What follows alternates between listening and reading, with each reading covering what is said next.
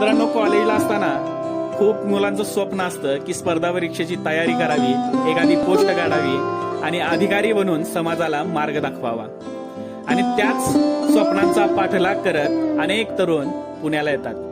अशाच एका विश्वास नावाच्या तरुणाची गोष्ट, आशेच्या गुंगीत लटकलेले तारुण्य, या पुस्तकात ज्ञानेश्वर जाधवर सरांनी मांडलेली आहे. ज्ञानेश्वर जाधवर सरांनी विश्वास सारख्या अनेक मुलांची कहाणी, त्यांच्या समोर येणारे आव्हान, दुःख, नैराश्य, प्रेम, दोस्ती, त्याचबरोबर स्पर्धा परीक्षेचं वास्तव या पुस्तकातून मांडलेलं आहे.